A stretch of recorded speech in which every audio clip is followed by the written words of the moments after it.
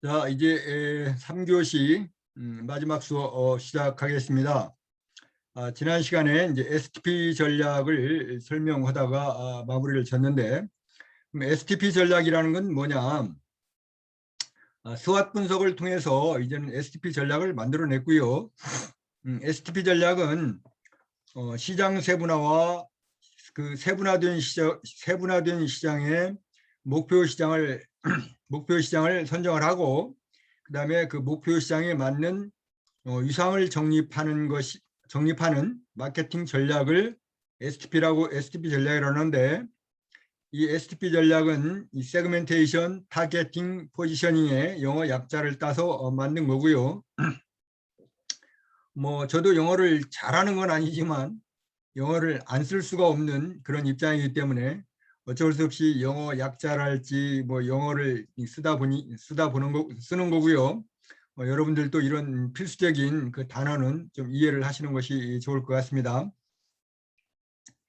그래서 STP 전략의 하나의 예를 들어보면, 제가 지난 수업 시간에도 아마 예를 들었던 것 같은데, 자, 김치냉장고를 한번 예를 들어보겠습니다.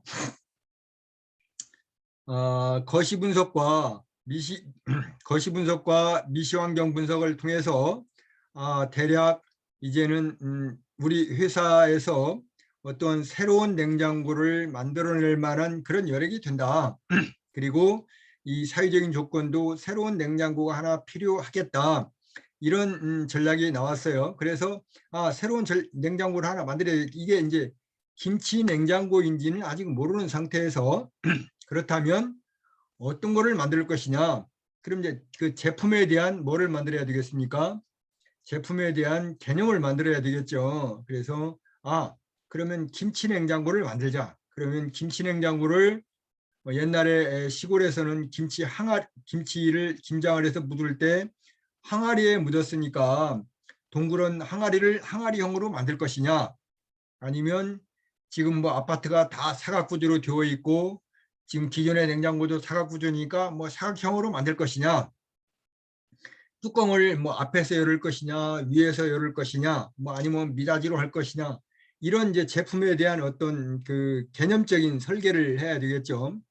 그 다음에 이 제품을 만들면 대략 가격은 뭐 100만 원을 할 거냐 500만 원을 할 거냐, 그러면 지금 500만 원으로 한다면 이 제품이 팔릴 것이냐, 이런 그 가격에 대한 그 뭐라 그럴까 위치도 선정을 해봐야 되겠죠.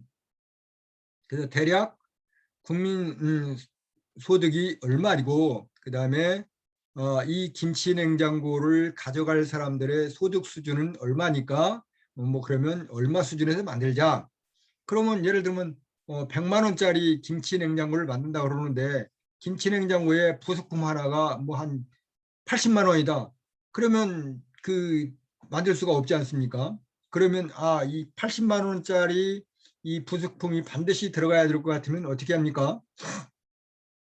그 냉장고 전체 가격을 한 뭐 150만 원이나 200만 원 이렇게 해야 되겠죠. 이렇게 해서 제품에 대한 어떤 설계와 그다음에 가격에 대한 그런 조정, 그다음에 이제 그렇다면 이거를 이제 4P 믹스라고 그랬으니까 제품과 가격과 유통이잖아요. 그럼 유통을 이 김치 냉장고를 만들어서 전통 시장에 있는 그런 조그마한 가게에 대해서 팔을 것인가, 아니면 뭐 백화점에서 팔을 것인가, 아니면 전자제품을 파는 곳에서 팔을 것인가, 아니면 뭐 이 김치 냉장고가 맨 처음에 나왔을 때는 온라인 시스템이나 뭐 이런 게 없었을 거니까 어떤 유통을 통해서 팔을 것인가. 그다음에 이제 판촉이죠. 광고 및 홍보지 않습니까? 광고를 TV 광고를 할 것인가, 아니면 신문 광고를 할 것인가, 잡지에 낼 것인가, 아니면 그냥 뭐 바이럴 마케팅 입소문으로만 할 것인가. 이것도 고민을 해서 이 4P 믹스를 정해서 김치 냉장고를 만들어서 가격은 얼마에 유통은 얼마에 뭐 이렇게 해야 되겠다. 이렇게 해서 어느 제품이 특성화되면 그러면 이제 이 제품을 어느 시장에 팔을 것이냐, 이제 이거를 정해야 되잖아요. 시장을 세분화해야 되겠죠. 그래서 야, 이거를 저 시골 산골에 가서 팔을 것이냐, 아니면 도시에 팔을 것이냐. 도시에서 판다면 사람을 분류하면 남녀노소로 일단 기본적으로 분류를 하는데, 남성에게 팔을 것이냐, 여성에게 팔을 것이냐. 그러면 남성보다는 여성이다. 그럼 여성도 또 이제 뭡니까? 그 노소가 있지 않습니까? 그러면 어린이에게 팔을 것이냐, 결혼 안 한 그 미스들에게 팔을 것이냐, 결혼한 그 신혼 부부들에게 팔을 것이냐, 아니면 중장년 아니면 노년에게 팔을 것이냐. 이런 거를 쭉 분석을 해보니까 여성 중에서도 기혼, 결혼을 해서 어느 정도 생활의 안정을 가꾼 40, 50대 여성이 아주 좋겠다. 이렇게 이제 그 시장을 세분화해 보니까 그 타켓 고객이 나오지 않습니까? 그리고 이제 지역도 산골에 갈 것이냐, 농촌에 갈 것이냐, 도심에 갈 것이냐, 도심 중에서도 변두리 갈 것이냐, 뭐 중앙부에 갈 것이냐, 아니면 뭐 대도시로 갈 것이냐, 소도시로 갈 것이냐, 이렇게 하다 보니까 일단은 서울, 강남에 뭐 부유층을 먼저 하는 것이 좋겠다. 이렇게 해서 이제 표적 시장이 선정이 되는 겁니다. 그러면 서울, 강남에 있는 40, 50대 중년 여성들이 김치 맛을 어떤 맛을 좋아하느냐, 신김치를 좋아하느냐, 겉절이를 좋아하느냐, 아니면 약간 한 며칠간 숙성된 뭐 새우젓이 들어간 뭐 이런 맛을 좋아하느냐. 이제 이거를 또 따져야 되겠죠. 이게 바로 뭐냐면 이제 포지셔닝이라는 겁니다. 그래서 요 시장 세분화를 하고 그 세분화된 시장 속에서 표적을 선정을 해서 거기에 이 그 표적들에게 딱 입맛에 맞는 즉 소비자의 취향과 기호와 문화적인 가치가 맞는 것을 이제 선정을 해서 내놓아야 되겠죠.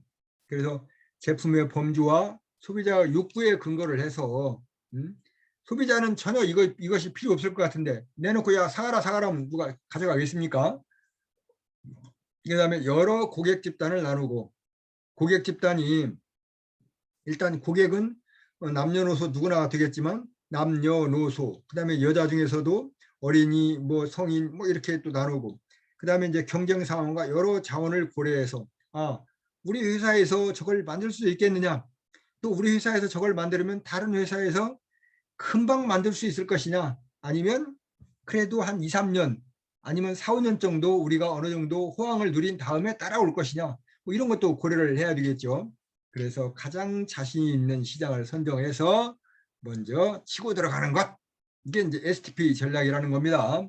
그래서 자, 그럼 다음에 이제 STP 전략을 어떻게 하느냐 좀 더 세분하게 한번. 자, 일단 이제 시장을 세분화해야 되겠죠.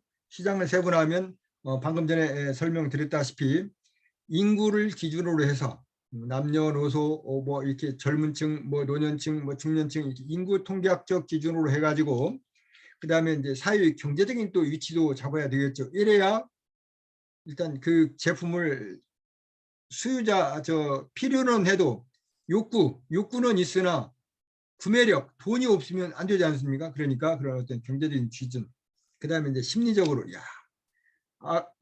잠시 전에 지난 시간에 뭐라고 그랬습니까?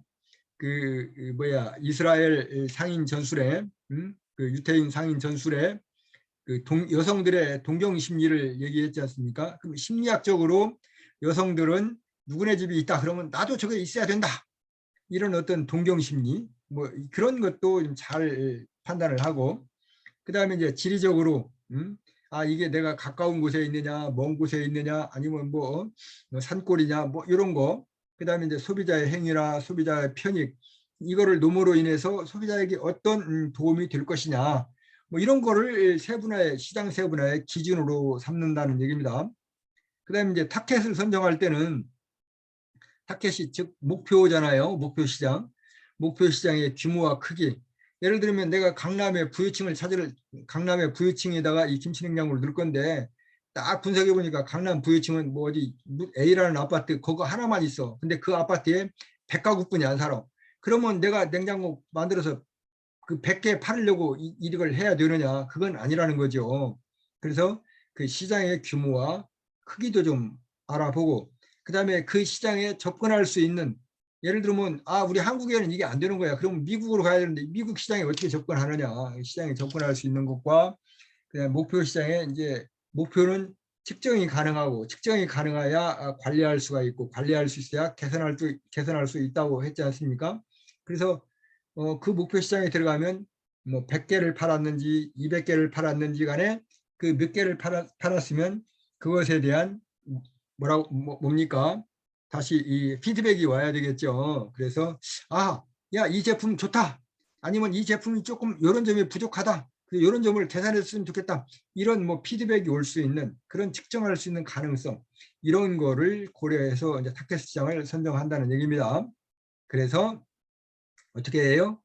차별화를 할 것이냐, 집중화를 할 것이냐, 뭐 어떤 이런 전략을 쓸 것이고, 이제 포지셔닝은 이제 방금 전에 설명했지만 가격이나 그 제품이나 가격이나 그다음에 또 뭡니까? 그 유통이나 뭐 이런 거를 다 종합을 했을 때 그래, 요거야. 이렇게 딱 한마디로 뭔가 할 수 있는, 즉 그거를 이제 여러분들 다음 학기에 보면은 또 이제 브랜드 관리가 나오는데, 결국 이제 이거를 이제 브랜드라고 그러는데, 이 어떤 브랜드가 명확하게 이렇게 설정이 되는 것, 이걸 이제 포지셔닝이라고 그러죠. 그래서 이 시장을 세분화하고 타켓 시장을 정한 다음에 거기에 맞는 포지셔닝을 정해야 된다. 그러면 이거를 이제 홍보할 수 있는 기관은, 지금은 이제 4차 산업혁명 시대고 디지털 그런 시대니까 지금은 또 플랫폼을 다 이용을 해야 되잖아요. 어느 플랫폼에 유통에 옛날처럼 그 제조, 생산, 뭐 도매, 소매 뭐 이렇게 가는 이런 유통 과정이 아니고, 이제 어떠한 플랫폼을 이 플랫폼에 이 김치냉장고를 그 판매 수단으로 옮길 것이냐 하는 거를 잘 선정을 해야 된다는 얘기죠. 자, 그렇다면 방금 전에 설명드린 이런 4P 믹스, STP 전략에 의해서 포지셔닝을 해야 되는데, 그 포지셔닝을 하는 핵심이 뭐냐면 4P 믹스라고 그랬어요. 그럼 4P 믹스가 뭐냐면 제품과 가격과 유통과 프로모션, 촉진 활동이라는 거죠. 그래서 이제 이 마케팅 4P가 상당히 중요한데, 이 4P에 대해서 또 간단히 한번 알아보도록 하겠습니다. 자, 그러면 이 제품은 상품의 종류와 뭐 품질 보증, 디자인 특징, 뭐 브랜드 네임, 포장 크기, 규격 이런 거라고 이제 하지 않습니까? 그렇다면 방금 전에 설명드렸다시피 김치냉장고를 항아리형으로 이렇게 만들 것이냐, 그다음에 입구를 항아리처럼 이렇게 뚜껑 하나로만 만들 것이냐, 두 개로 만들 것이냐, 위에서 열을 것이냐, 아래로 열을 것이냐, 이게 디자인이지 않습니까? 디자인을 어떻게 할 것이냐. 그다음에 이 김치냉장고의 품질은 내가 몇 년을 보증할 것이고, 그다음에 어느 정도의 품질이 되게 할 것이냐, 그다음에 특징은 뭘로 할 것이냐, 뭐 이런 것이 이제 다 제품의 어떤 설계에 반영되는 거고요. 그다음에 이제 가격은, 그래, 이 가격을 얼마에 할까? 이 제품을 만드는데 200만 원어치의 필수 소요가 들어갔다. 그다음에 거기에 뭐 임금 뭐 이런 걸 다 계산해서 세금 뭐 다 계산했을 때 보니까 이게 200만 원이야. 그러면 공장 그 이제 회사 마진도 좀 있어야 될 거고, 유통에 대한 것도 좀 이런 거 다 계산했을 때 한 300만 원이면 되겠다. 이랬는데 300만 원이 내가 목표 시장을 정한 그 시장에서 300만 원이면, 야, 300만 원이면 말이야 한 달 월급이야. 한 달 월급 갖고도 어려워. 이러면 이걸 사는데 상당히 주저할 것이다. 응? 그러면 어떻게 줄일 것이냐. 이거를 또 좀 고려를 해서 이제 가격을 정해야 되겠죠. 그 경제학에서 얘기하는 수요와 공급이 일치하는 지점을 가격으로 선정을 해야 되고, 그다음에 이제 유통은 이제 뭐 또 뒤에 뭐 유통에 대해서 또 자세히 나오겠지만, 과연 이 유통이 전통시장으로 갈 것이냐, 아니면 뭐 백화점으로 갈 것이냐, 뭐 전자랜드에 갈 것이냐, 그다음에 뭐 배송은 여기다 놓고 네가 산 사람이 네가 가져가라 할 것이냐, 아니면 내가 배달해주고 설치해주고 이상유무까지 다 이렇게 챙겨줄 것이냐, 이런 전반적인 물류를 어떻게 할 것이냐 하는 것이 이제 이 유통이겠죠. 그다음에 이제 프로모션은 홍보와 광고를 어떻게 할 것이냐. 이제 홍보와 광고의 차이점도 뒤에 나옵니다. 그래서 판매 촉진 활동이나 뭐 이런 거, 웹 프로모션은 어떻게 할 것이냐, 이런 거를 전부 정하는 것이 결국은 다 뭐다? 포지셔닝이다. 그래서 딱 그 제품 하면 뭔가 뭐라 그럴까, 복잡한 정의는 올바른 정의가 아니라고 그랬죠. 그 제품 하면 이러이래서 좋아. 이게 딱 소비자들이 호감을 느낄 수 있는 정도의 그런 어떤 표준화된, 보편화된, 그다음에 누구나 공감할 수 있는 용어를 찾아내는 것, 이게 이제 포지셔닝이라는 거죠. 그런 느낌이나 감정을 찾아내는 것. 자, 그래서 마케팅 사피믹스는 각각의 이렇게 하나하나가 독립된 역할을 하는 것이 아니라 이 네 가지의 어떤 그 특성을 믹스해서 하나의 포지셔닝으로 이렇게 되는 것, 하나의 브랜드로 표현되는 것이 마케팅 사피믹스입니다. 그래서 제품은 다시 한번 설명드리면 뭐 기능이나 성능이나 뭐 이런 거고, 가격은 이제 수요와 공급의 차이에 따라서 도매 가격, 소매 가격, 뭐 가격 할인은 어떻게 할 것이고, 판매 조건은 뭐 예를 들면 10개월 할부에 뭐 무이자 뭐 이런 것도 있고, 아무튼 그런 가격, 그 다음에 이제 유통 경로는 이제 판매 지점, 유통망을 어떻게 할 것이고, 광고는 어떻게 할 것, 이런, 그거 TV에서 광고 나왔는데 말이야, 그거 TV 광고하고 전혀 틀려. 이거 안 돼. 그런 제품 사면 안 돼. 이러면 안 되지 않습니까? 그러면 허위 과장 광고가 되기 때문에, 아, 그 광고 아주 정확하게 참 제대로 짚은 내용이 거기 다 있어. 그 광고를 보고 그 제품을 사면 문제가 없다.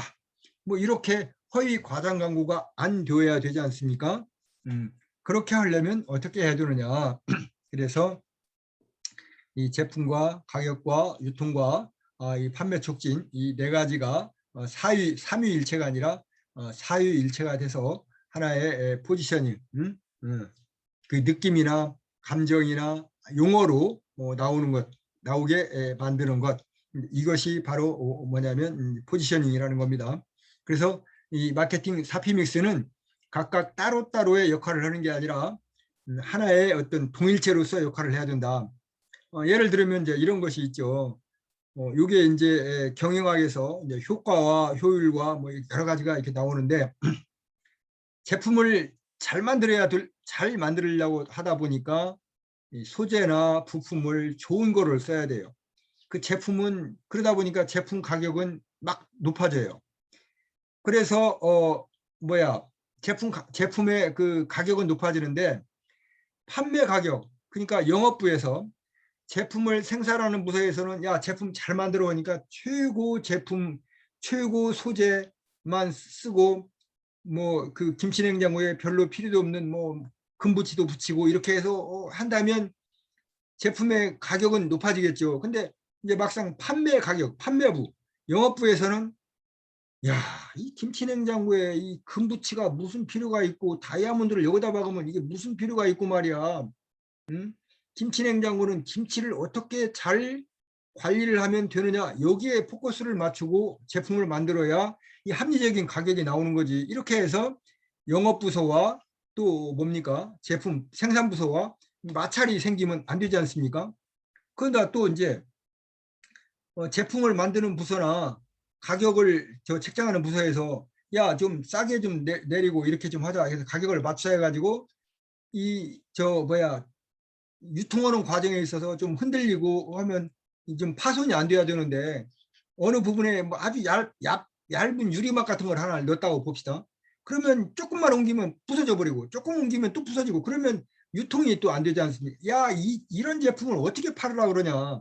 이러해서 또 제품 생산부서와 영업부서와 유통부서 간에 또 이렇게 마찰이 생기고 갈등이 생기면 회사 내부에서부터 파열음이 생겨서 제품이 제대로 나오겠습니까? 이 제품이 산으로 가는 거죠. 그래서 이 네 개의 부서가 원활하게 잘 이루어질 수 있도록 이 전사적인 그런 어떤 관리 시스템, 이게 이제 나중에 경영학적인 그런 것도 또 나오는데, 아무튼 이렇게 해서 이 네 개의 부서가 잘 융합을 해서 조화 있게 해서 제품을 만들어내야 되기 때문에 마케팅 사피믹스를 한다. 자, 그러면 이제 마케팅 사피믹스가 아날로그 시대와 그다음에 뭡니까? 그 디지털 시대, 이때는 이제 결국은 이제는 1차 산업혁명, 2차 산업혁명을 겪으면서 2차 산업혁명 시대에 엄청난 공급이 이제 수요와 공급에 있어서 수요가 엄청 많아가지고 공급을 엄청 많이 했죠. 그러면서 이제 기술이 엄청나게 많이 발달을 했고, 그것이 이제 정보화 시대를 거치면서 기술이 어떤 뭐 표준화되다시피 이렇게 됐습니다. 그러다 보니까 이제는 마케팅에 판매 촉진 활동을 어떻게 할 것이냐에 뭐야 판매를 잘하느냐 못하느냐 이렇게 변경이 되다 보니까 결국은 제품도 어느 정도 표준화되어 있고, 가격은 이제 더 이상 뭐 최저 가격을 할 수 없는 그런 어떤 가격 편차도 많이 없고, 그러다 보면 또 유통도 이제는 무슨 유통입니까? 다 뭐 온라인 유통 이렇게 이제 표준화되어 있고, 그러니까 이제 마케팅 홍보에 어떻게 할 것이냐. 그래서 이제 아날로그 마케팅과 디지털 마케팅, 마케팅 패러다임의 변화가 이렇게 나온다는 것을 여러분들에게 이제 소개를 간단히 드리겠습니다. 그래서 그동안 아날로그 시대에는 제품의 어떤 대량 생산을 가지고 마케팅을 했다면, 지금 디지털 시대에는 소량 생산, 가치와 감동을 전하는 소량 생산, 맞춤 생산을 해야 된다고 그랬죠. 여기에 즉 모든 것이 공장이 기계화되고 자동화되고 로봇화되고 AI까지 등장을 하다 보니까 이제 이게 또 가능해졌다는 얘기입니다. 그래서 예를 들면 이제 뭡니까, 그 신발을 만드는 나이키, 이런 거는 이제 찍어내지 않습니까? 뭘로? 이 그 뭐야 3차원 3D 그 프린터로 신발을 찍어냅니다. 찍어내다 보니까 각각의 그 뭐야 가격, 아니 각각의 그 입력치를 따로 하면 제품이 다 다르게 나옵니다. 여러분들 그 프린터에 이렇게 하다 보면은 이 첫째 줄은 빨간색, 두 번째 줄은 노란색, 세 번째 줄은 뭐 파란색, 이렇게 입력을 해놓으면 출력을 할 때 컬러 프린터가 그렇게 나오지 않습니까? 그러면 첫 장은 그렇게 빼내고 두 번째 장은 또 색을 바꿔서 첫째 줄은 노란색, 뭐 둘째 줄은 파란색, 이렇게 하면 또 그렇게 나오지 않습니까? 이런 식으로 제품도 종이가 컬러 프린터에 나오듯이 제품도 그렇게 나온다는 얘기입니다. 그렇게 나오다 보니까 그러면 가격도 가격도 총천연색 칼라로 해서 하는 거는 좀 비쌀 거고, 그냥 흑백으로 하는 거는 좀 쌀 거고 하듯이 이렇게 가격도 좀 차이가 날 것이다. 그다음에 이제 소비자들도 칼라로 보면 뭔가 좀 눈도 보기에 좋고 금방 표시가 나고, 그래서 소비자들도 그런 거를 또 원할 것이다. 즉 소비자의 취향이나 기분이나 문화에 맞춰서, 즉 이제 가심비라고 그러죠. 전에는 가성비에서 가격과 성능을 많이 따졌지만 이제는 성능보다는 내 마음에 가격 대비 내 마음에 맞아야 되는 거야. 딱 지나가다 보니까 물건이 좋은 곳이 있어. 내 마음에 상당히 들어. 근데 그 제품의 성능이나 가격은 안 따져. 저거 참 내 마음에 든다. 그러면 사다가 내 책상 위에다 놓고 뭐 내 뭐야 액세서리로도 쓰기도 하고 뭐 이렇게 쓰는 거지 않습니까? 지금은. 그래서 취향이나 기분에 따라서 이렇게 이제 소비를 하기 때문에 가심비, 가격은 가심비에 맞춰야 되고, 유통은 뭐 뒤에 이제 또 나오겠지만 유통은 이제 엄청나게 하나의 유통 자체가 하나의 산업이 되었지 않습니까? 그 뭐 전에 아날로그 시대에는 제조를 해서 생산을 하면 도매상, 소매상, 그다음에 소비자로 갔었는데, 도매도 뭐 대도매, 소도매 뭐 이렇게 중간도매 이렇게 했었는데, 이제 디지털 시대에는 이제 그런 것이 다 없어져 가지고 그냥 제조해서 바로 소비자로 가는 경우도 있고요. 그다음에 이제 판매 촉진도 보면 그동안에는 주로 누가 보든 안 보든 TV 광고는 그냥 뭐 무차별로 이렇게 뭐 광고를 했지 않습니까? 그런데 이제는 유튜브 광고는 볼 사람만 보지 않습니까? 아, 나 그거 싫어하면 광고 자체를 안 보는 거예요. 그 이제 볼 사람만 본다 이 말이죠. 그러다 보니까 이제 뭐야 맞춤 광고도 해야 되기 때문에 인적 판매를 해서 꼭 필요한 사람에게만 홍보하는 이런 경우도 생겼고요.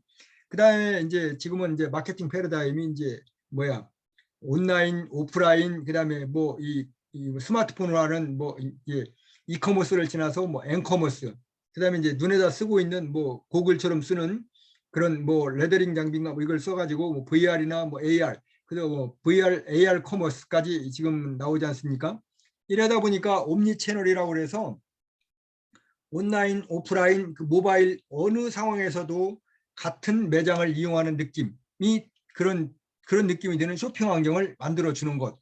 그 지금 일부 백화점에서는 백화점 그대로를 온라인에서도 볼 수 있도록 하고, 그 온라인에서 이제 어느 백화점 2층 뭐 어디쯤에 가면 이런 제품이 있는데 이래 이래 생겼더라. 그걸 온라인에서 보고 오프라인에 탁 가면 그 제품이 있는 거야. 그 한번 뭐 입어보는 건데 체험이죠. 이렇게 해서 체험하고 바로 거기서 이제 내가 어떻게 했습니까?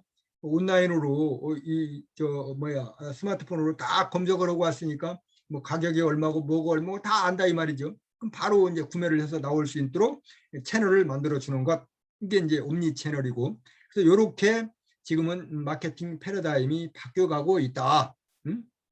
그래서 이제 정보통신 기술의 발달로 인해서 제품과 가격의 차별화는 이제 늘어나는 것이 아니라 줄어드는 거죠. 뭐 표준이 되는 거야. 제품도 표준화, 가격도 표준화. 뭐 삼성 냉장고나 LG 냉장고나 물론 약간의 그 차별적인 차별점은 있지만 대체로 보면 뭐 삼성 냉장고나 LG 냉장고나 뭐 비슷하다 이 말이죠.